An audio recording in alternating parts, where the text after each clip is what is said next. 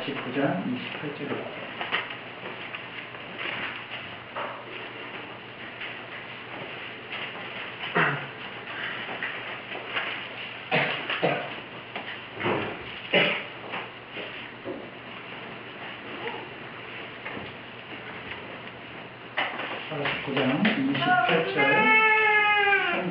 같이 읽겠습니다.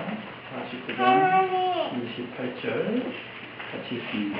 이들은 이스라엘의 지파라 이와 같이 그들의 아버지가 그들에게 말하고 그들에게 축복하였으니 곧 그들을 각 사람의 분량대로 축복하였더라. 아멘. 신명기 33장 26절 신명기 33장 26절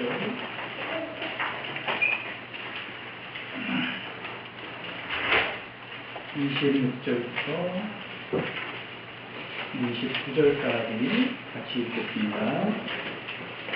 신명기 33장 26절입니다. 여수르니와 하나님과 네가 오다 그가 너를 도우시려고 하늘을 타고 궁창에서 위험을 나타내시는도다.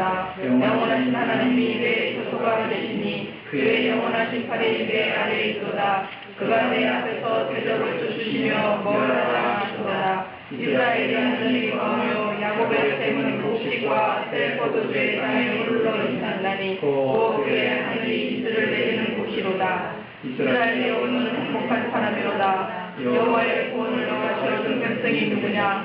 그는 너를 돕는 방패시요 내 영광의 칼이로다.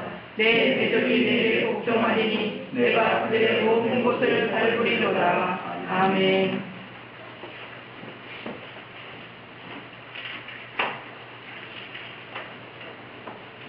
지난 시간에 야곱이 12아들에게 한 축복의 내용들은 마치 무지개의 7빛깔과 같다 이렇게 말씀을 주셨습니다. 말하자면 12아들, 곧 12지파에게 한 야곱과 모세의 이 축복은 꼭 그 지파에게만 해당되는 것이 아니고 빨주노초 하나입니다. 7가지 색깔이 다 모여서 하나의 무지개를 이루듯이 어느 지파에게 한 축복이든지 그것은 어느 한 지파에게만 임하는 축복이 아니라 하나님의 백성된 이스라엘 전체에게 주시는 하나님의 축복의 내용이다 이렇게 말씀을 드렸습니다. 그래서 중요한 인물들 위주로 해서 쭉 우리들이 몇 주 살펴보았고 그 외에 좀 작은 그런 지파들에 관한 이야기는 그냥 넘어가도록 하겠습니다. 언제 끝나냐고 장대기가 한 사람씩 목사해서 언제 끝납니까? 그러더라고요. 때가 되면 끝나겠죠. 다 끝났습니다. 창세기 얼마 안 됐습니다. 몇십을 내셔서 잘 따라왔으면 좋겠습니다. 그런데 이렇게 복의 내용들을 다 언급한 그 말미에 그 마지막 28절에 뭐라고 얘기를 했냐면 이들은 이스라엘의 12지파라. 사실 지금 자기 아들이잖아요. 자기 12아들인데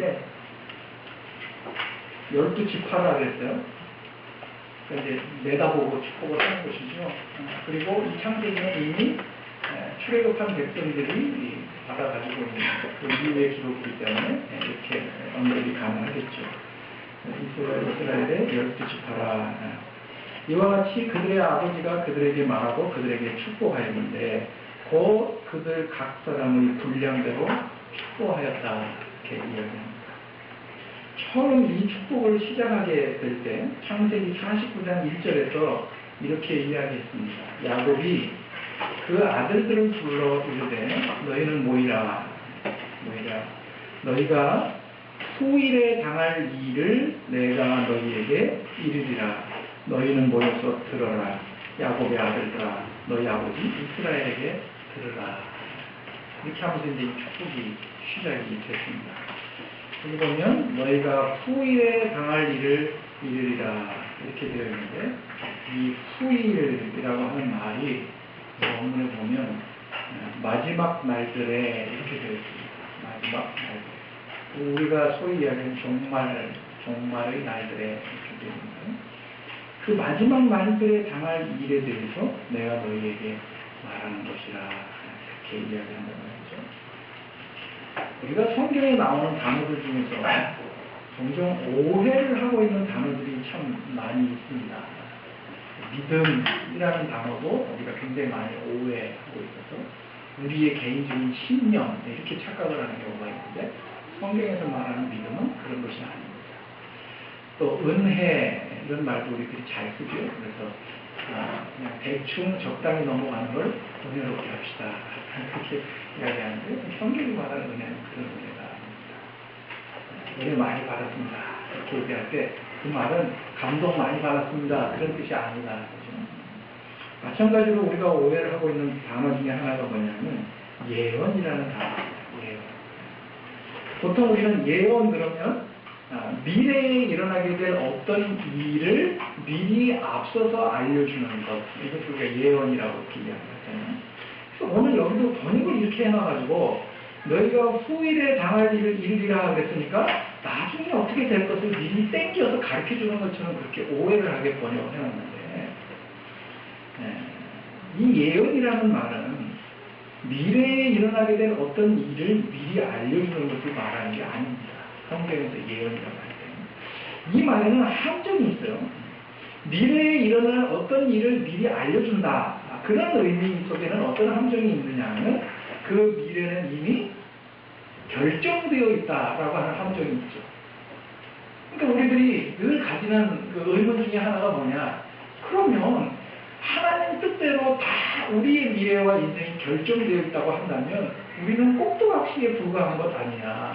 우리가 아무리 뭘 하려고 해도 하나님이 우리의 인생, 우리의 운명을 다 정해놨으면 우리는 아무것도 아니니까 그냥 대충 살아도 되는 거 아니냐. 이렇게 오해를 한단 말이에요.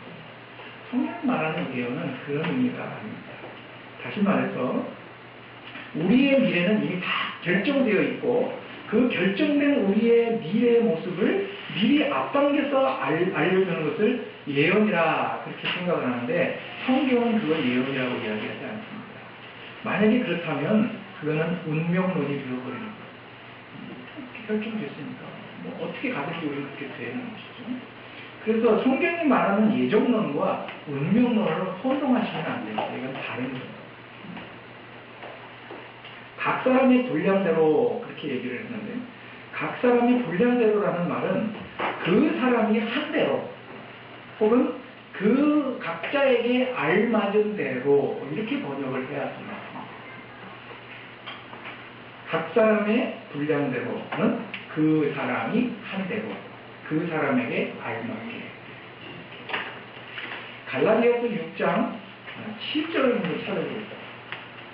신약성경 갈라디아서 6장 7절.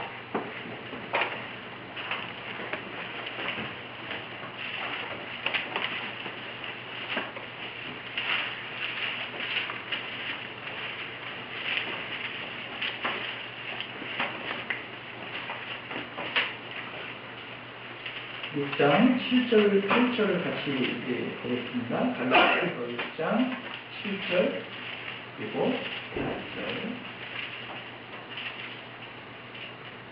읽겠습니다.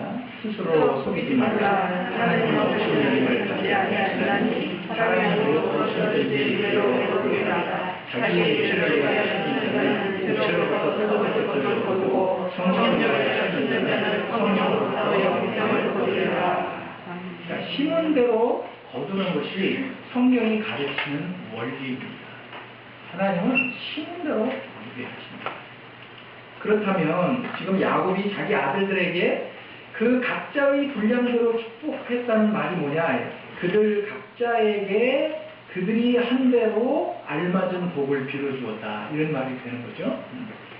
그래서 우리가 앞서서 살펴보았지만 축복이라 이렇게 시작을 했잖아요. 49장 1절에 그 아들들에게 한 축복이라고 그랬는데 우리가 잘 살펴봤지만 그 내용들을 가만히 살펴보면 축복이라고 말하기보다는 저주에 가까운 내용들도 있었단 말이죠. 예를 들어서 르우벤에게는 너는 탁월치 못할 것이다. 이게 어떻게 축복이겠어요. 그죠? 또 시므온과 레이한테는 아예 대놓고 너네는 저주를 받을 것이다. 그렇게 얘기를 했단 말이죠. 그게 어떻게 이게 축복이 되느냐 이거죠. 축복한다 그렇게 얘기해놓고 저주를 받을지어다 그랬으니까 이게 지금 이 노인네가 지금 이게 돌아가실 때가 얼마 안 돼서 정신이 왔다 갔다 하시나 왜 이랬다 저랬다 하시나 그럴 수 있는데 이게 왜 축복이 되느냐 하는 것이죠. 그들이 한 행위를 따라서 그들이 한 그대로 그들이 심은 대로 그들이 행한 대로 마지막 날들에 그러니까 결국 끝에 가서는 결론적으로는 거기에 알맞게 거두게 될 것에 대해서 야곱이 말하는 것이라 이런 얘기가 되는 것입니다. 그런데 앞에서 말한 것처럼 후일에 당할 일에 관해서 이야기해 주는 것이라 그렇게 우리가 이해를 한다면 그래서 이미 우리 자식들에게 미래에 이미 결정되어 있는 그들의 운명에 대해서 미리 이야기해 주는 내용이라고 한다면 이들의 미래는 당연히 말한 그대로 돼야 되잖아요. 저주를 받고 탁월하지 못하게 되고 그렇게 돼야 되는데 그렇지 않다는 것을 우리들이 그동안 살폈잖아요. 그래서 예언이라고 하는 것은 운명론적으로 미리 다 결정되어 있는 미래의 운명에 대해서 앞당겨 알려주는 것을 예언이라고 말하지 않고 성경에서 말하는 예언이라고 하는 것은 하나님의 약속, 하나님의 말씀이 어떻게 성취될 것인가에 대해서 이야기해 주는 것이 예언이에요. 하나님의 말씀, 하나님의 약속이 어떻게 성취될 것인가라고 하는 것을 말해주는 것이 예언이에요. 그래서 예언자, 세 번역에는 예언자라고 나오지만 우리가 더 이렇게 이해하기 쉬운 선지자잖아요. 선지자들이 하는 일이 뭐예요? 선지자들이 와서 하나님의 말씀을 대언하는 역할을 하는데 그들이 대언할 때 항상 뭐라고 얘기를 해요? 여호와께서 내게 이르시기를 하나님이 나에게 이렇게 말씀하라고 하셨습니다. 그래서 하나님의 뜻을 전달하는 사람이지 그 미래에 네 운명은 이렇게 될 것이다 라고 하는 점쟁이와 같이 이야기하지 않는다 이거는. 성경을 우리가 보통 구약, 신약 그렇게 얘기를 해요. 구약은 뭐죠? 옛날 약속. 신약은 새로운 약속 혹은 언약 그렇게 이야기를 하는데 이 약속에는 조건이 있습니다. 약속이라는 것은 조건이 항상 결부되어 있잖아요. 그러니까 이제 주일날 11시 예배를 참석하면 점심을 드리겠다. 이게 하나의 조건문이잖아요. 그래서 점심을 드리는 건 아니지만 조건이 있어요. 이 약속에는. 여러 가지 다양한 환경 속에서 여러 가지 다양한 사람들에게 하나님이 주신 약속의 내용들이 있죠. 나에게 주신 약속이 있고 여러분에게 주신 약속이 그 사람마다 상황마다 다 다르잖아요. 그러나 그것을 하나로 모아서 보면 결국은 그게 뭐냐? 출애굽기 19장입니다. 출애굽기 19장을 보면 19장 4절을 찾으세요. 이스라엘 백성을 애굽에서부터 건져내가지고 애굽 땅을 떠난 지 3개월 되던 날에 시내 광야에 이르릅니다. 그 시내 산에서 하나님이 모세를 불러다가 너는 야곱의 집과 이스라엘 자손들에게 이렇게 이야기하라 그렇게 명령을 하시는데 그 내용이 뭔가 하면 출애굽기 19장 4절입니다. 3절부터 읽어볼까요? 3절부터 시작. 모세가 하나님 앞에 올라가니 여호와께서 하는 것들을 불러 말씀하시되 너는 이같이 야곱의 집에 가고 이스라엘 자손들에게 말하라. 내가 애굽 사람에게 어떻게 행하였음과 내가 어떻게 독수리 날개로 너희를 하고 내게로 인도하였음을 너희가 보았느니라. 세계가 다 내게 속하였나니 너희가 내 말을 알고 내 언어를 지키면 너희는 모든 민족 중에서 내 소유가 되고 너희가 내게 대하여 제사장들과 되며 거룩한 백성이 되리라. 야곱의 집에 말하고 이스라엘 자손에게 말하라. 이게 이제 똑같은 얘기를 반복하면서 강조하는 거예요. 이게 이제 히브리 사람들이 독특한 말투예요. 내가 애국 사람들에게 어떻게 행했으니까 내가 어떻게 너를 독수리 날개로 어떻게 인도하는지 봐라. 이게 무슨 얘기냐면 너네들 어떻게 구원받았는지 알지? 그 얘기죠. 애국에서 건져냈으니까 알지. 사실은 세계가 다 내 거야. 세계가 다 하나님 거잖아요. 이스라엘 백성만 하나님 백성이에요? 애국 백성은? 애국 백성도 하나님 백성이지 하나님 만드셨잖아요. 그러나 온 세계가 다 내 것이지만 너희가 내 말을 잘 듣고 내 언약을 지키면 특별히 너희들을 내 소유로 그리고 너희들을 제사장 나라와 거룩한 백성으로 삼아주겠다. 이렇게 약속을 하십니다. 그 약속의 조건이 뭐예요? 너희가 내 말을 지키라. 너희가 내 말을 순종하면.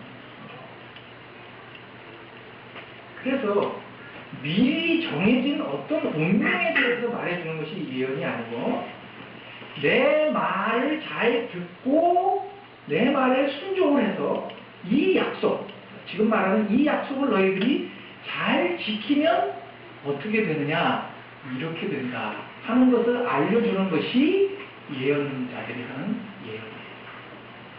그러면 반대로 뒤집으면 너희가 내 말을 잘 듣지 않고 순종하지 않으면 어떻게 망하게 될 것인가 라고 하는 것을 가르쳐주는 것이 예언입니다.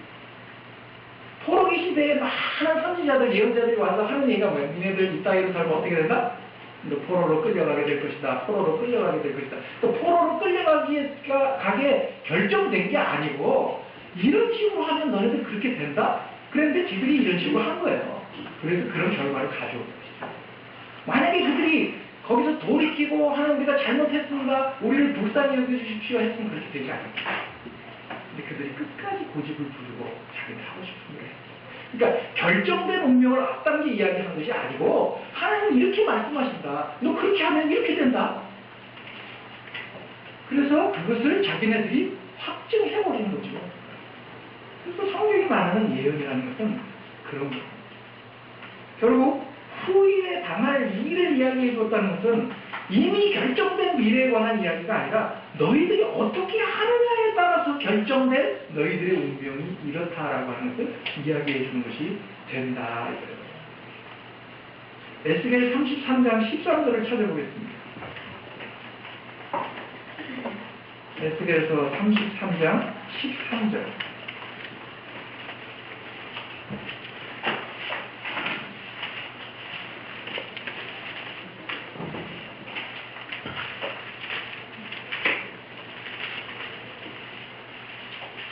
제가 읽겠습니다. 에스겔 33장 13절.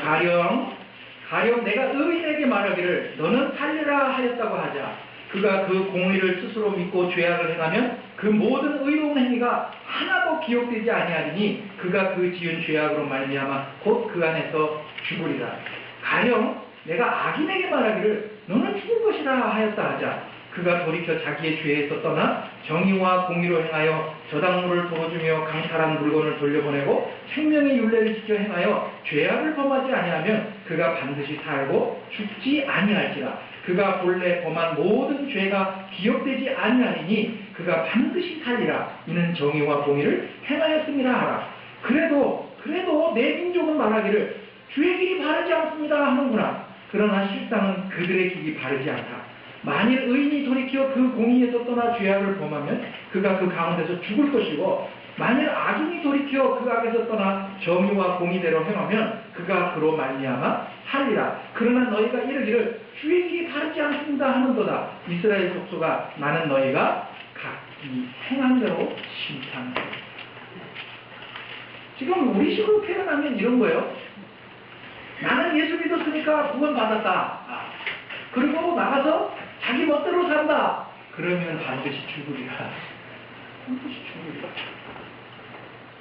하나님을 거역하고 자기 고집대로 자기 마음대로 살았는데 하나님의 말씀을 깨닫고 하나님 제가 잘못했습니다. 그동안 제 인생을 엉망으로 사는 것을 용서해 주십시오 하고 돌이키면 평생 교회를 안 나왔어도 그는 살리리라. 그 얘기는 그리고 마지막에 뭐라고요? 행한 대로 행위구원을 이야기하는 게 아니에요. 뭐 많이 들으셨으니까 이제 그런 이해를 하시겠죠. 그래서 우리가 다시 이제 기억을 좀 더듬어 보자고요.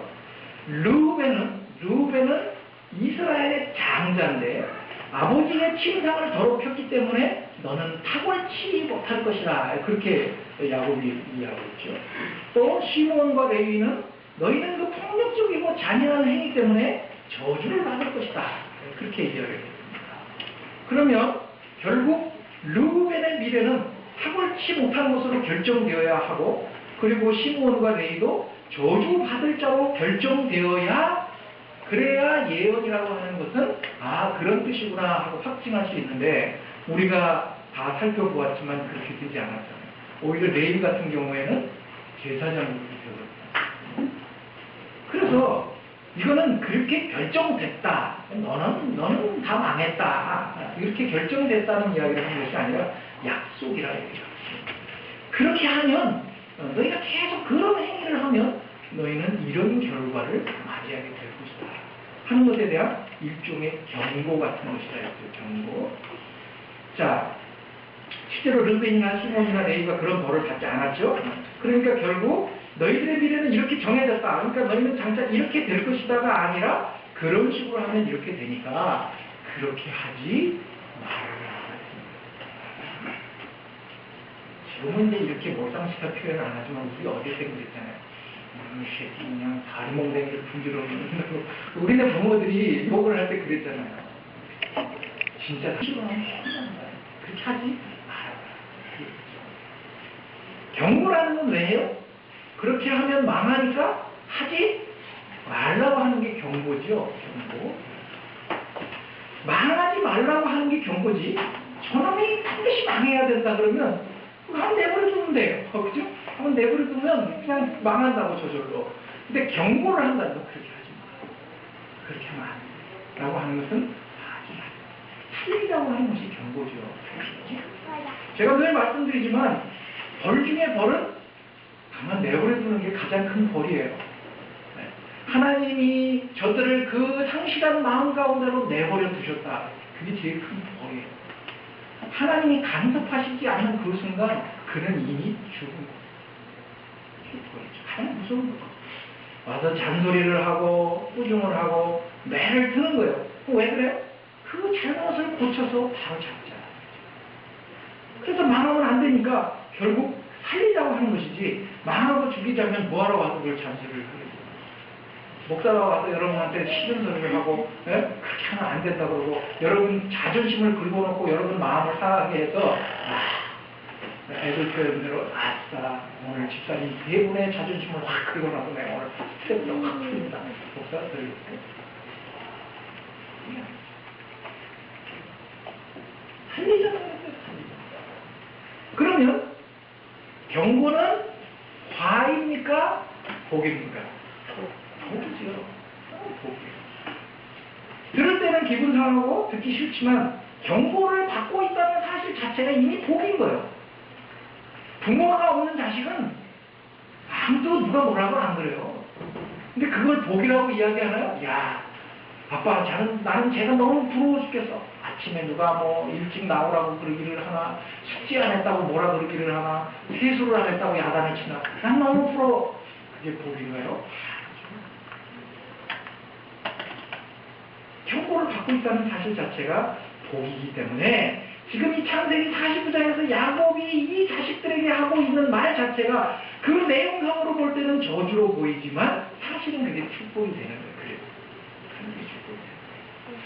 그런데 문제는 이게 자동적으로 복이 되는 것이 아니라 아까 그 언약 약속에는 조건이 있다고 그랬잖아요. 이 경고를 받아들이면, 그래서 그 경고를 받아들이고 자기를 고치면 그것이 복이 되겠지만 그 경고를 받아들이고도 자존심 상하다, 기분 나쁘다, 교회 갔더니 목사가 말해도 계속 있는 소리만 한다, 그렇게 해서 받아들이지 않으면 그게 결국은 벌이 되는 거예요.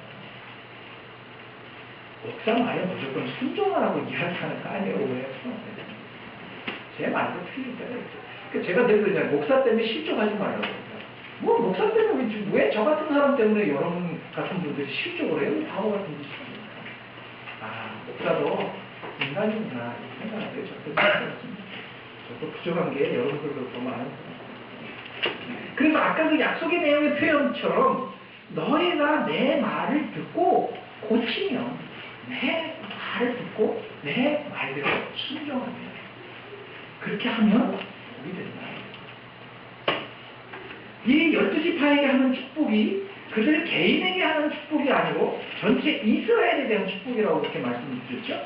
그러니까 각 사람의 분량대로 축복하였다는 말은 결국 누구든지 르우벤이든지 시몬과 레위 같든지 유다 같든지 또 그 마음에 드는 요셉과 같든지 그것과 상관없이 누구든지 그 사람은 자기가 심은 대로 결실하게 될 것이다 라고 하는 경고적 축복을 우리들이 하고 있다. 우리도 마찬가지예요. 아까 갈라디아서는 뭐라 했어요? 스스로 속이지 말라. 속지 마세요. 속지 마세요.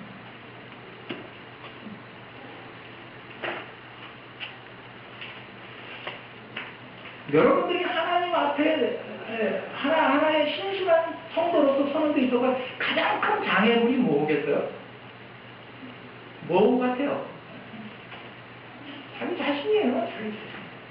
목사 때문에 실족한다고? 목사 때문에 자신이 실족하는 게 아니고 목사가 자기 자존심을 긁어놓은 것 때문에 자기 자존심을 자기 스스로 컨트롤 못해서 상처를 받는 거라고. 아니 내가 뭐라 그랬다고 왜 상처를 받아요? 나 같은 사람이 뭐라 그랬다고. 사과 같은 것이에요. 스스로 속지 마세요. 자기 스스로를 속이는 거예요. 하나님은 업신여김을 받지 아니하시나니 사람이 무엇을 심든지 그대로 거두리라. 무엇을 심든지 그대로 거두게 하시는 분이에요. 육체를 위하여 심으면 육체적인 것을 거두게 되고 반대로 성령을 위하여 심으면 성령으로부터 영생을 거둔다. 이게 하나님의 법칙이에요. 그런데 우리는 얼마나 바보 같으냐 하면 목사가 또 바보라고 그랬다고 그러지 마세요. 나도 마찬가지라고 마찬가지. 우리는 참 바보 같아요. 생각을 해보세요. 육체적인 것을 심으면 육체적인 것을 거둔다고 그랬잖아요. 영적인 것을 심으면 영적인 것을 거둔다. 이게 하나님의 법칙이에요. 원리예요. 근데 우리는 육체적인 것을 심어서 영적인 것을 얻어내려고 해요. 네? 또 반대로 영적인 것을 열심히 심으면서 육체적인 것을 열매로 달라고 얘기해요. 이게 참 바보 같아요. 예를 들어볼게요. 이런 거죠. 교회에 와서 헌금을 많이 하는 것으로 영적인 것을 얻어내려고 하죠. 교회에 와서 육체적으로 열심히 섬겨. 우리 육체로 섬기는 거잖아요. 또 헌금을 드리는 건 물질로 하는 거잖아요. 그렇게 하는 것으로 그 헌금이 나쁘고 섬김이 나쁘다는 얘기가 아니라 그런 육신의 열심과 육신의 어떤 그 열정을 가지고 그렇게 열심히 심고 나서 거두긴 뭘 거두려고 해요? 영생을 달라는 거죠. 그걸 조건으로 해요. 그 말이 안 되는 거예요. 네, 말이 안 되는 거예요. 세상에서 귀하다고 자기 스스로 생각하는 물질을 들여서 영적인 보상을 받아내려고 해요. 그래서 헌금을 많이 하는 것이 하나님 나라인 천국에서 뭔가 더 큰 보상을 가져다 줄 것이라고 오해하는 거죠. 바로 무엇이죠? 또 반대로 이런 거 있어요. 열심히 기도해요. 열심히 성경 읽고 성경 공부도 열심히 하고 그래서 신앙생활을 열심히 하는데 그거에 대한 보상으로 뭘 달라고 그래요? 하나님 부자 되게 해주세요. 하나님 건강 주세요. 하나님 사업 잘 되게 해주세요. 내용을 영적인 것을 열심히 심어놓고 그것에 대한 결실은 육체적인 것으로 달라고 얘기를 한다고. 안 난다고요.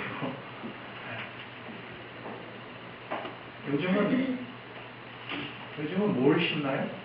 전사님 요즘은 뭐 심어요? 꽃은 다 끝났죠. 또 이 고추를 심으면 뭘 거들어가야 돼? 고추를 거들어가야지. 고추밭에 고추를 잠깐 심어놓고 야 이제 얼마 있으면 옥수수 따먹겠네? 그런 사고가 있다는 거죠. 그죠? 거기는 옥수수가 나지 않아요. 고추가 나요. 하나님은 업신여김을 받지 않으신다 그랬어요. 업신여김을 받는다는 말의 원뜻은 조롱당하지 않으신다는 거죠. 조롱하는 거죠. 자기가 육체적인 열심을 가지고 막 심어놓고 영적인 거 달라고 그래요. 영적인 내용을 가지고 열심히 해놓고 세상적인 것으로 달라고 얘기를 하면 하나님 웃기네요. 고추 심어놓고 왜 옥수수 안 주느냐고 떼쓰는 거랑 똑같잖아요. 그럼 하나님을 뭘로 보는 거예요? 업신여기는 거죠. 조롱당하지 않으신다? 놀림당하지 않으신다 이런 뜻이죠. 하나님 놀리는 거죠. 하나님을 섬기고 하나님께 영광을 돌리고 하나님을 위해서라고 늘 고백을 하면서 우리는 실제적인 우리들의 신앙의 행태를 보면 하나님을 가지고 논다.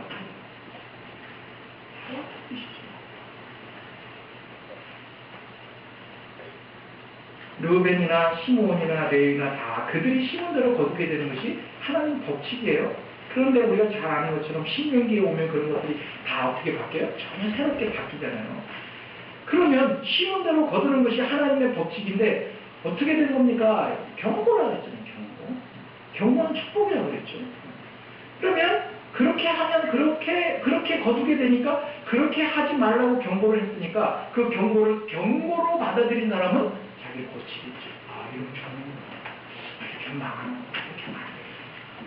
근데 그 경고를 경고로 받아들이지 않고 무시하고 한 귀로 휘저듣는 사람들은 마지막 날에 그것을 그대로 받겠죠.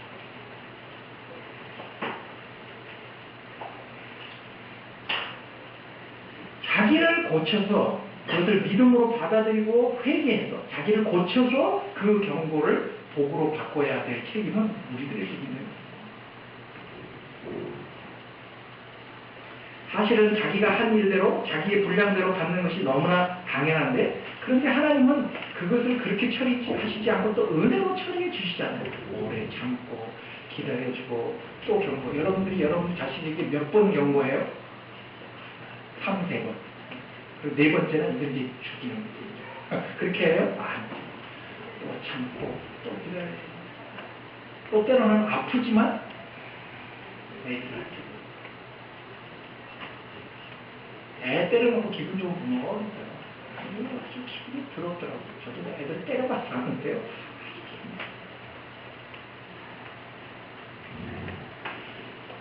그래서 하나님이 오래 참고 기다리시면서 그것을 은혜로 처리를 하셨다는 것이 이제 신명기의 기록이잖아요. 그런데 그렇게 처리하신 것에 대해서 아니 하나님 심은 대로 거둔다고 해놓고 왜 말이 달라지십니까? 그렇게 얘기하겠어요?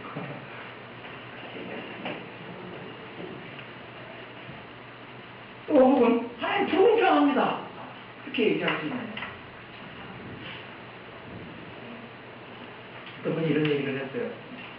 어떤 사람이 차를 몰고 가다가 교통경찰 단속에 걸렸어요. 근데 자기만 위반한 게 아니고 다 위반하고 왔는데 자기만 걸렸으니까 이게 억울하잖아요. 교통경찰한테 한마디 한 거예요. 이것이요 경찰날. 나만 잘못한 것도 아닌데 왜 나만 잡습니까? 그랬더니 교통경찰이 뭐라 그랬겠어요? 선생님은 낚시하러 가서 그 저수지에 있는 물고기 다 잡습니까? 걸리는 놈만 잡는 것이죠. 걸리는 놈만 잡아서 벌금을 매기거나 경고를 때림으로 인해서 사회에 경각심을 주는 거잖아요. 그죠? 반대로 심은 대로 거두면 다 죽어야 될 사람들이에요. 그죠? 우리 다 죽어야 될 사람들이에요. 르우벤이고 시므온이고 뭐 여기 뭐 권사님이고 뭐 집사님이고 뭐 안수 집사고 다 소용없어요. 목사도 소용없어요. 심은 대로 거둔 법칙을 그대로 적용하신다면 다 죽어야 돼요. 그런데 하나님이 은혜를 베푸셔서 그 중에 누구를 살리셨어요. 그러면 죽을 사람이 누구를 살렸다고 해서 하나님에게 불공평하다 그렇게 말할 수 있느냐예요. 말할 수 없다. 왜 말할 수 없냐? 어차피 죽어야 되는 거예요. 다 죽어야 되는 건데 죽을 놈이 죽은 거예요. 그러니까 할 말이 없죠. 할 말은 누구만 있어요? 죽을 놈이 죽어야 되는데 그 중에 은혜를 입어서 살림을 받은 사람만 할 말이 있어요. 그게 뭐예요? 하나님 감사합니다. 이것이죠. 거지들이 모여 있는데 한 사람이 지나가다 하도 불쌍해서 그 중에 거지에게 돈을 몇 푼 주고 갔어요. 그 사람이 불공평해요? 그 사람을 보고 불공평하다고 이야기할 수 있나요? 베푸는 자의 주권입니다. 그래서 신명기 33장에서는 그 결론을 다음과 같이 이야기하는 거죠. 신명기 33장 26절에 뭐라 그랬어요? 여수른이라고 하는 이 표현은 이스라엘을 문학적으로 표현하는 혹은 그 명예로운 이스라엘에 대한 하나의 호칭이에요. 그러니까 바꿔 얘기를 하면 이스라엘이여 이렇게 표현할 수 있는 거죠. 이스라엘이여 너에게 뭐라고요? 하나님 같은 분이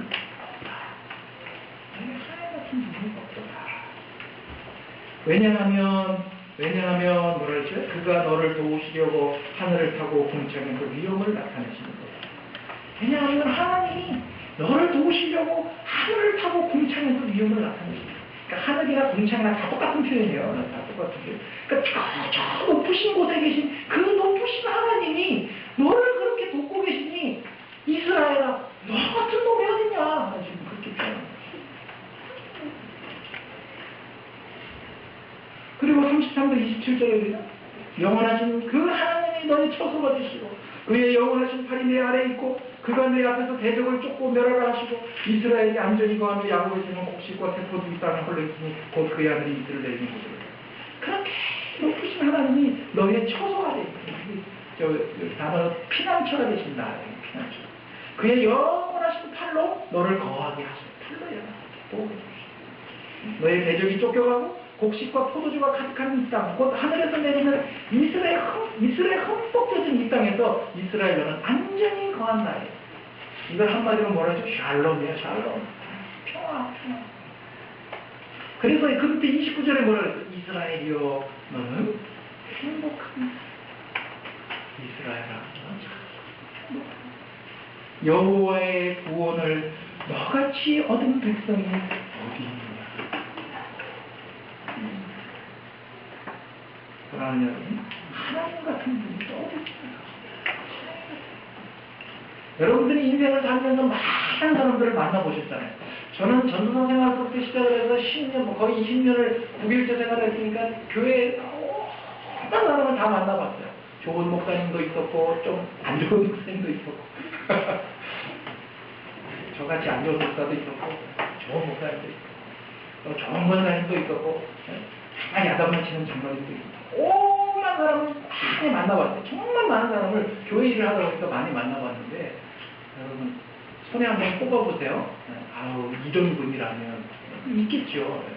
그러나 그들과 비교해서도 하나님 같은 분은 없습니다. 우리의 실수와 우리의 부족과 우리의 연약함과 우리의 본능 하나님은 그렇게 업신여기고 하나님을 데리고 놀듯이 그렇게 철없이 울던 우리도 또 기다리시면서 또 품어주시면서 하나님 같은 분.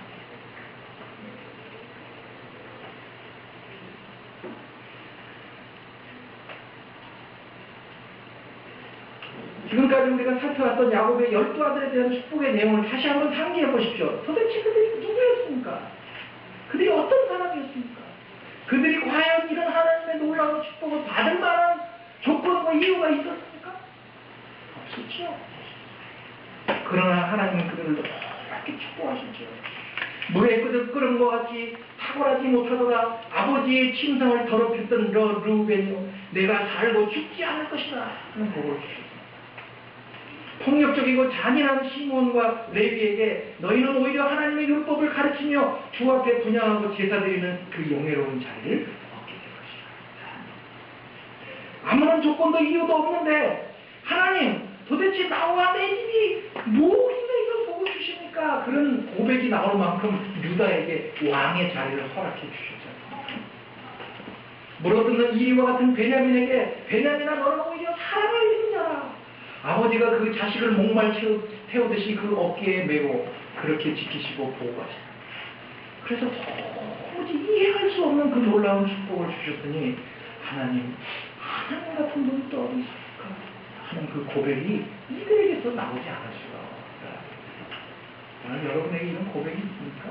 저는 정말 이런 고백이 있습니다. 제 지나온 과거를 생각해보면 하나님 같은 분이 없습니다.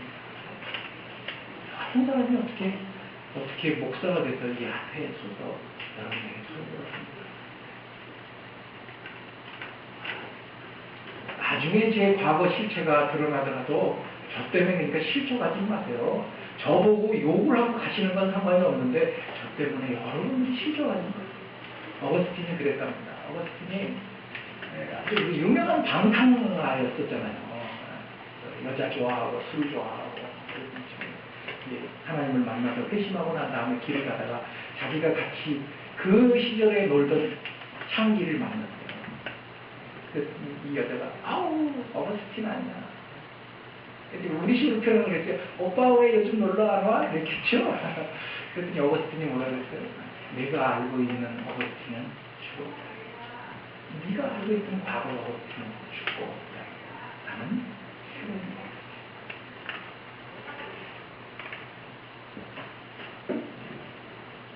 도무지 이해할 수 없는 그 놀라운 축복을 받았기 때문에 하나님 같은 분이 또 어디 있습니까?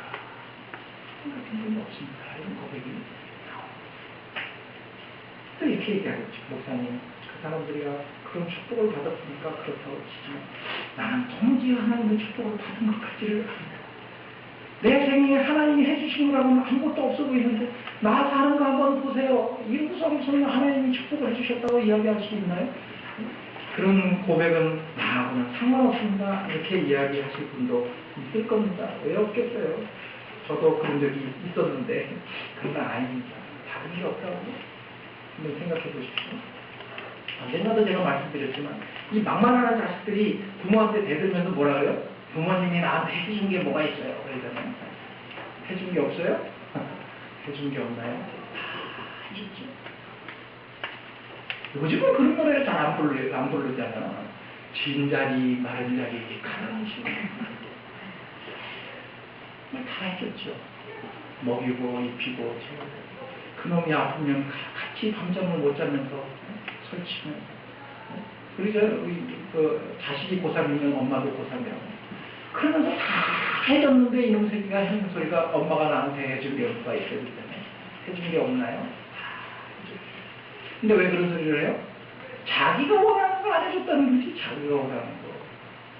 나는 이런 거 해달라고 그랬는데 이런 거 안 해주고 저건 안 된다고 맨날 해요. 엄마 아빠가 맨날 이건 안 된다고 저건 안 된다고 그건 못하게 하고 저건 못하게 하고. 그러니까 해준 게 뭐가 있어요? 왜 안 해줬어요? 그건 필요 없습니다. 그건 해주면 너한테 해로우니까. 그거 해주면 너 망가지니까. 근데 그 개중에 뭐 또 철없는 부모들이 있어요. 그래갖고 돈 많다고 또 다 해줘. 자신망신지 모르고 해주는 거예요.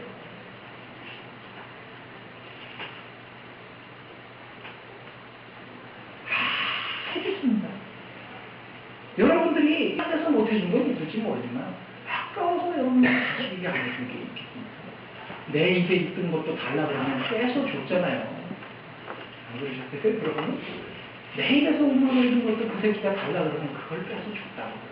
근데 부모님이 나한테 해준 게 뭐가 있어요? 그걸 그냥 저러다 어떻게 해야 되나? 하나님 앞에 우리들이 똑같아요. 하나님 해준 게 뭐예요? 왜? 우리들이 바라고 우리들이 원하는 건 하나님 안 해주셨거든요. 왜? 그거 주면 망가지니까. 그거 주면 저거가 틀림없이 잘못되니까 그건 안 주신다고. 목사님, 나는 도무지 하나님으로부터 축복받은 게 없는 것 같은데요? 예. 그렇게 생각한다면 그렇겠죠. 그렇겠죠. 적어도 그렇게 생각하는 사람에게 그게 사실일 거예요. 왜요? 정말 안 받았든지 아니면 받아놓고도 그걸 느끼지 못하는 것이 되니까 그거는 그게 사실이겠죠. 그러나 하나님 같은 분이 어디 있는지 한번 생각해 보십시오. 지금까지 우리들이 살펴본 12자식들에게 주었던 그 하나님의 천국적인 축복의 내용과 당신의 하나밖에 없는 외아들을 오늘 저와 여러분들을 위해서 십자가에 내어주셨다는 그 십자가의 사랑과 비교를 할 때 어떤 게 더 큰 복이겠어요? 어떤 게 더 큰 복이겠어요? 여러분은 여러분 자식을 여러분을 대적하고 여러분 말도 지지리도 안 듣고 속이나 새기고 하는 그런 어떤 원수와 같은 그런 사람을 위해서 여러분 자식을 내주라면 내주겠어요? 핵조만 소리죠. 이건 도무지 비교할 수 없는 거죠. 그런데 왜 나는 하나님께 아무런 축복도 받을 것 같지 않다 그렇게 느끼는 걸까? 그건 뭐냐? 하나님의 십자가를 통한 하나님의 그 구속의 사랑을 아직 받지 않았든지 실제로 받지 않았든지 아니면 그 사랑의 깊이를 아직 충분히 느끼지 못하고 있습니다. 그 비교 가치를 자꾸 세상 것하고 비교를 하니까 안 받아요. 왜 나는 여전히 하나님을 믿으면서도 아까 그랬죠. 육체적인 것을 자꾸 요구를 하니까 그러면 필요 없다 이거예요. 뭐 대속, 뭐 죄사함, 거룩, 진리 난 그런 거 말고 하는 그런 거 말고 돈, 건강, 명예, 지위 이런 거 달라니까요. 그렇게 생각하는 사람은 받은 축복이 없지요. 그게 당연한 거죠. 없지요. 그 사람이 원하는 것은 하나님 주신 게 없으니까 해준 게 뭐가 있습니까? 하는 이야기가 그 사람에게 당연하겠죠. 그러나 사랑하는 여러분, 우리에게는 하나님이 하나님은 당신의 외아들 예수 그리스도 안에서 우리에게 모든 것을 다 주셨다고 로마서 8장 32절에 그랬어요. 로마서 8장 32절에 다른 번역에 보면 이렇게 나와 있습니다. 우리 모든 사람을 위하여 당신의 아들까지 아낌없이 내어주신 하나님께서 그 아들과 함께 무엇이든지 다 주시지 않겠습니까? 아들을 줬는데, 가장 귀한 것을 줬는데, 그 아들을 줬는데 다른 게 뭘 아까워서 안 주겠느냐. 어떤 학자가 그랬대요. 이스라엘 백성은 광야에서 아침에는 만나를 먹고 오후에는 메추라기를 먹은 것이 아니라 까마귀 고기를 먹은 것 같다. 그렇지 않고서야 어떻게 그 하나님의 은혜를 그렇게 쉽게 잊어버릴 수가 있나. 사랑하는 여러분, 까마귀 고기 잡수셨어요? 우리도 그렇죠. 제가 늘 느끼는 건데, 제가 여러분들에게 매일 아침마다 문자를 보내잖아요. 그러면 목사님, 하나님의 은혜, 여러분들을 폄하하자는 게 아니라 오해하지 마세요. 하나님의 은혜가 얼마나 크고 놀라운지 감사하고, 목사님 주시는 말씀이 너무 은혜롭고, 안 속아요, 안 속는다고 제가 이제는. 그렇게 좋아요, 목사님 어째요? 그러던 사람들이 한마디에 팩 돌아서잖아요. 저는 그걸 너무 많이 경험을 해서 사람들을 안 믿어요. 그러니까 저 때문에 상처받지 마시라고요. 상처받지 마시라고요. 사랑은 우리들에게 참된 위로와 만족의 근거가 될 수가 없어요. 그냥 여러분들은 그 목사를 많이 이용해 먹어서 여러분들의 신앙 성장하는데 잘 써먹으면 돼요. 목사에게 뭘 기대를 해요. 까마귀 고개를 먹고 사는 거예요. 어제 그렇게 은혜 받았습니다. 그래놓고 언제 그 사람이 은혜를 받은 사람인가 싶을 정도로 저 밑바닥에 가서 헤매고 있잖아요. 여러분들은 또 그게 자유롭기는 하지, 그죠? 여러분들은 헤맬 때는 그냥 사라져가지고 목사가 속이 상하거나 말거나 자기대로 하고 목사님 그것도 못하잖아요. 나는 오늘 곤두박질을 쳐도 내일 새벽기도 나와서 설교해야 된다고 난 또. 난 그것도 못한다고. 그걸 위선이라고 이야기하지 마세요. 그럼 여러분 다음 주일날 목사가 말이지 사모하고 대판 싸워가지고 주일날 11시에 돌아됐는데 목사가 안 나타났으면 좋겠어요? 그렇게 해야 되는 목사 속은 오죽하겠어요. 까마귀 고기를 먹은 것처럼 그렇게 많은 날 동안 하나님의 사랑을 받고 하나님 말씀을 듣고 그 은혜를 힘입어서 살아나가고 할렐루야를 외치던 사람들이 어느 순간인가 그렇게 잊어버리고 마는 걸 보면 정말 우리가 까마귀 고기를 먹고 사는 거야. 여술은요 하나님 같은 거 없어요. 이스라엘이여 너는 행복한 사람이다. 여호와의 구호를 다같이 얻으면서 여호와의 구호를. 그런데 우리는 누가 도대체 부러운 걸까요? 뭐가 아직도 만족하지 못해서 부러운 게 그렇게 많아요. 얼마나 더 우리의 체면을 세워야 하고 우리의 자존심을 세워야 만족하시겠어요? 얼마나 더 세상 앞에서 우리가 가진 것들을 자랑으로 힘을 삼고 또 얼마나 더 많은 사람들 앞에서 내가 얼마나 괜찮은 사람인지 아느냐고 증명해내야 만족하겠어요. 제가 지난주에 이야기했죠. 목사 좀 존중해달라고. 여러분 어딜 가서 보세요. 저 같은 목사가 있나. 목사 같지 않다는 소리 너무 많이 들어왔고 이제 자연스러워요. 목사가 가지는 권위는 여러분 앞에서 목사라는 직분으로 내세우는 게 아니기 때문에 제가 사는 동안 여러분들하고 함께 있는 동안에 많이 여러분들을 섬겨서 제발 여러분들이 하나님의 거룩한 사람들이 됐으면 그래서 제가 많이 소모될 수 있다면 저는 그걸로 행복했어요. 그러나 저 때문에 마음 상한다면 많이 힘들어요. 그러지 마세요. 심지어 교회 안에서까지 사람들의 인정과 존경을 받지 못해서 안달하는 교회들을 보면 안타까워요. 너무 교회나 또 그냥 모르겠어요. 저는 소망교회 같은 데서 또 그렇게 한다 그러면 또 좀 이해가 되겠어요. 무슨 이런 작은 교회에서 뭘 여러분들 자존심을 세우고 서로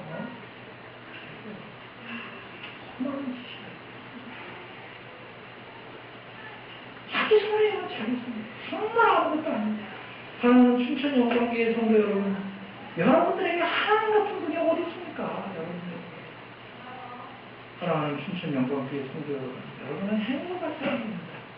좋은 목사를 만나서가 아니고 하나님이 여러분들의 아버지라는 사실 하나만으로 여러분은 이미 행복한 사람들이에요. 여호와의 구원을 여러분처럼 얻은 사람이 누가 있습니까? 이 고백이 오늘 저와 여러분의 입에서 그리고 우리의 삶에서 고백되어지기를 주님의 이름으로 정말 하나님 같은 분 없어요. 하나님께서 전 정말 너무 행복한 사람입니다. 그런 고백이 있어진다는 말이에요. 보십시오. 우리들이 지금 살고 있는 삶의 현장, 내 생각대로 안 되고 내 뜻대로 내 마음대로 안 되고 늘 불만이죠. 늘 불만이죠. 저도 마찬가지요. 목회가 말이죠. 수술하고 교인들이 말이지 매주 한 저도 말이죠. 대여섯 친구가 그냥 새신자가 막 쑥쑥 들어오고 그러면 얼마나 좋을까. 저라고 왜 그런 꿈을 안 꾸겠어요. 그러나 내 뜻대로 내 마음대로 안 돼서 늘 불만스럽고 내가 가진 꿈과 이상이 도무지 실현되는 것 같지 않아서 늘 자존심 상하고 그래서 세상과 사람들 앞에서 한없이 초라해 보이는 그런 우리의 삶의 현실, 삶의 현장, 그것이 사실은 하나님 예수 그리스도 안에서 우리에게 주신 축복의 장이라는 사실 여러분이 알아야 돼요. 근데 그렇게 왜 이렇게 느껴지지 않느냐, 그죠? 그게 왜 그렇게 느껴지지 않느냐? 이것 때문이에요. 신명기 33장 26절 보세요.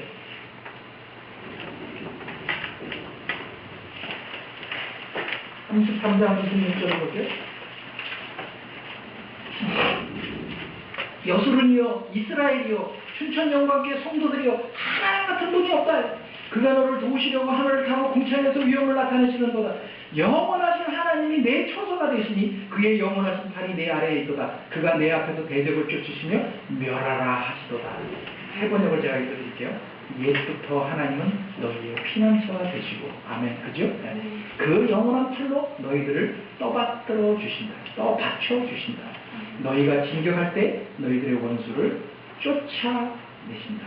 그리고 너희에게 진멸하라고 명하신다. 이렇게 되어 있어요. 여러분에게 하나님 같은 분이 없어요. 하나님이 하늘에서 여러분들을 돕고 계셔요. 예전부터 하나님이 여러분들의 피난처가 되어주셨고 영원한 능력의 팔로 여러분들을 떠받쳐주고 계셨어요. 그러니 여러분은 어떻게 하라고 이제 여러분들의 원수와 대적을 진멸하라 이렇게 명령하십니다. 진멸하라. 그러면 우리의 원수, 우리의 대적은 누굴 말하는 걸까요? 사탄, 마귀 이렇게 쉽게 가지 말고 우리의 대적, 우리의 원수는 누구겠어요? 하나님이 어떤 분이신지 우리에게 베푸신 그 하나님의 구원이 얼마나 크고 놀라운지 하나님이 우리에게 얼마나 큰 사랑과 은혜를 베푸셨는가 하는 것을 알지 못하도록 방해하는 자들이 원수요 대적이죠. 우리가 하나님의 백성이요 하나님의 자녀로서 하나님과 친밀한 그 샬롬의 관계를 유지하지 못하도록 우리를 유혹하는 모든 대상이 다 우리 원수요 대적이에요. 대표적인 게 사탄 마귀겠지만 예수님이 뭐라고 하셨죠? 누가 자기 원수라고요? 자기 집안 식구가 자기 원수라고. 내가 하나님을 섬기고 예수를 믿는데 제일 장애물이 되는 게 내 마누라하고 내 남편이고 내 새끼예요. 아니 그건 그래도 좀 더 멀어요. 더 가까운 건 제가 서두에 말씀드린 것처럼 하나님과의 그 샬롬의 관계를 방해하는 거스르는 가장 큰 원수는 나예요. 그래서 뭐라 그랬어요? 물을 지킬 만한 것보다 더욱 내 마음을 지켜라. 누구 손해라고? 내 손해예요. 내 쓸데없는 육신적인 자존심, 사람들 앞에서 나 존중받고 싶어하는 그런 쓸데적인 명예, 지위, 욕심 이런 것들이 나로 하여금 하나님과의 온전한 관계를 자꾸 방해한다고. 그래서 스스로 소환하는 거예요. 스스로 소환.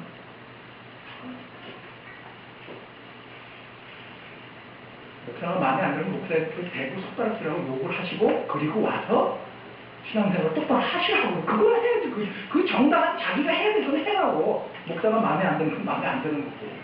교인들 중에 서로 관계가 불편하면 지상에 왜 그러시오? 하고 따져 묻고 싸우면서 싸워. 그리고 와서 예배는 드리라고. 예배는. 하나님과의 관계를 해야 될 거 아니에요. 그걸 놓쳐버리면 누가 제일 좋아하겠어요?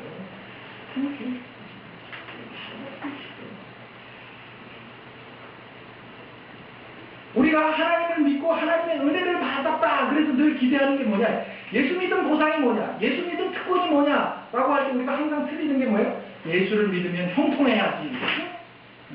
예수 믿으면 복 받아야지. 예수 믿으면 예수 안 믿는 사람들보다 더 나은 대접을 받아야 된다는 생각 때문에 자꾸 틀려요. 그런 대접은 하나님 우리들에게 보장해 주신 적이 없어요. 그랬다면 예수님이 십자가에 죽으시면 안 됐죠. 당당히 로마의 황제를 물리치고 왕위에 앉으셨어요. 하나님의 방법은 그런 게 아니에요. 그게 우리 사람은 틀려요. 예수 믿는 사람이 예수 믿지 않는 사람들과 다른 것, 그 믿음의 보상이 뭐냐 하면 그것은 죄를 거부할 수 있다. 세상 사람들은 죄를 거부하지 못해요. 죄가 뭐예요? 뭐 도덕적인 그런 얘기를 하자는 게 아니에요. 우리 교회 교인들 다 이해할 수 있죠. 죄라는 게 뭐예요? 자기가 하나처럼 되고 싶은 거죠. 자기 욕심을 따라서 자기 행복을 인생의 최고의 목표를 삼고 살려고 하는 그 죄된 욕망을 세상 사람들은 거부할 수가 없어요. 왜? 그 사람들은 죄의 노예이기 때문에. 그래서 그 사람들은 인생의 최고의 목표와 목적이 뭐예요? 자기 행복을 위해서 사는 거예요. 그래서 하나님도 왜 필요해요? 자기 행복을 위해서 필요해요. 그럼 우리는 그게 아니라는 걸 알아서 죄에 대해서 거부할 수 있는 능력이 아니야.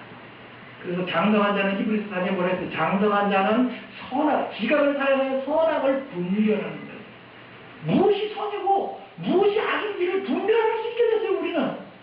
그래서 이제는 인생의 주인이 내가 아니고 나를 위해서 살면 안 되고 하나님의 영광을 위해서 창조주이신 그분의 창조의 목적을 따라서 살아야 된다는 것을 알기 때문에 뭘 해야 되고 뭘 하면 안 된다는 것에 대한 분별력이 생기는 거예요. 그게 바로 예수 믿는 것에 대한 보상이에요. 예수 믿어서 사업 잘 되는 게 보상이 아니에요. 죄를 거부하게 됐다. 선악을 분별하게 됐다. 더 적극적으로 얘기를 하면 우리는 진리가 무엇인 줄 알고 거룩이라는 것을 추구하는 사람들이 됐어요. 대충 살면 안 되고 우리는 거룩하게 하나님께 속한 자답게 살아야 된다는 것을 아는 사람들이에요. 이게 예수 믿는 자의 보상입니다. 적극적으로 우리 자신을 하나님이 기뻐하시는 거룩한 산 제사로 드리고 하나님이 기뻐하시는 의의 경기로 우리 몸을 드릴 수 있는 그런 사람들이 됐다는 것이 신자는 보상이에요. 예수 믿었는데 왜 나는 이렇게 맨날 뒤집고 안 되나? 그런 데서 보상을 찾으려고 하지 마. 속는 거죠.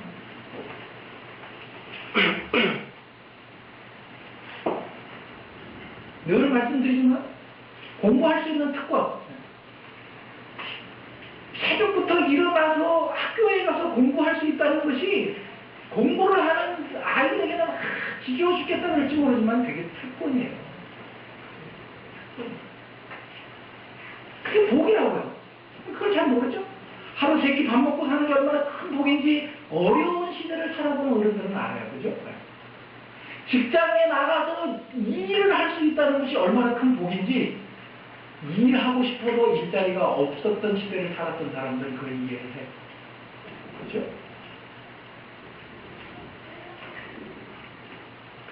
저는 라면에 김치를 먹는다는 것이 얼마나 큰 복인지를 아는 거예요. 제가 야간신학교를 다닐 때 라면을 끓여 먹는데 끓여 먹을 도구가 없어서 전기밥솥에다 라면을 끓여 먹었어요. 근데 전기밥솥은 잘 아시지만 그 밑에 센서가 달려가지고 어느 정도 이상 가면 온도가 더 이상 올라가지 않고 떨어지잖아요. 고온으로 탁 넘어가잖아요. 그러니까 이 라면이 끓는 게 아니고 불어요. 이렇게 불어.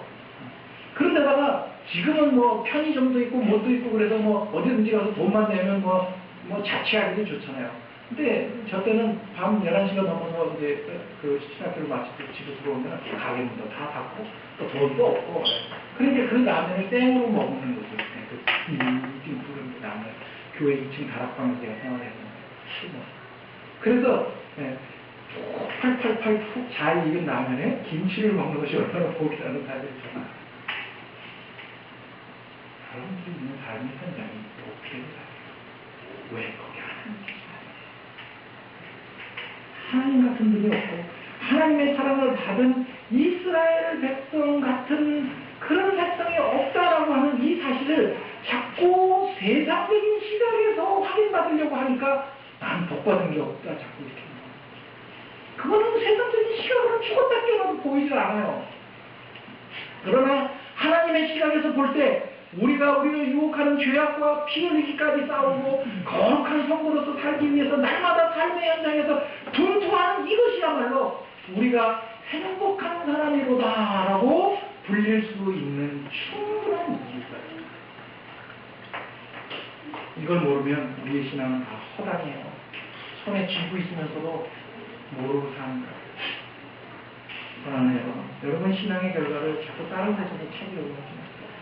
이 세상에서 괜찮은 사람이라고 인정받아도 뭘 어쩌자고. 하나님 같은 분이 없고 여러분같이 하나님의 사랑을 가진 사람이 없습니다. 그 사실을 여러분들의 원수와 대적들을 진멸하고 물리치는 것으로 그 사실을 지켜내야 돼요. 그게 우리의 책임이에요. 그렇지 않다 하고 유혹하는 여러분의 원수와 여러분들의 대적들로부터 이 믿음의 결과들을 지켜내고 물리치고 그리고 속지 말고 그렇게 할 때에 이것이 우리들에게 확 들어오는 거예요. 이제 행동하는 것이구나. 하나님이 우리를 지키시고 보호하시고 인도하시는 것이 이런 것이구나 하는 것들을 그때 우리들의 시각에 들어오게 된다. 여러분들이 기도하겠습니다. 하나님 아버지 우리들에게 하나님 같은 분이 어디 있습니까? 우리에게 정말 하나님 같은 분이 어디 있습니까? 그렇게 참아주시고 그렇게 또 용서하시고 그렇게 또 우리들을 사랑해주시고 인도해주시는 하나님 같은 분이 도대체 어디 있습니까? 우리는 정말 행복한 사람들인데 그 행복을 우리들이 많이 느끼지 못하고 사는 우리의 어리석음을 우리의 무감각함을 깨워주시겠다. 하나님 우리는 이미 충분히 행복한 사람들입니다. 우리를 그렇게 행복한 사람 만들어주셔서 감사합니다. 자꾸 쓸데없는 데 눈 돌리고 비교하면서 우리들 자신을 깎아내리는 멍청한 사람들 되지 않도록 도와주시고 우리들이 받아가지고 있는 이것을 더 많이 누리고 느낄 수 있도록 영적인 탁월함을 저희들에게 허락해 주시옵소서. 주 예수 그리스도의 은혜와 하나님의 사랑과 성령의 교통하심이 행복하지만 하나님 안에서 더 행복해지기를 소원하며 살아가는 모든 교우들이 지금부터 영원토록 함께 있어지기를 축원합니다.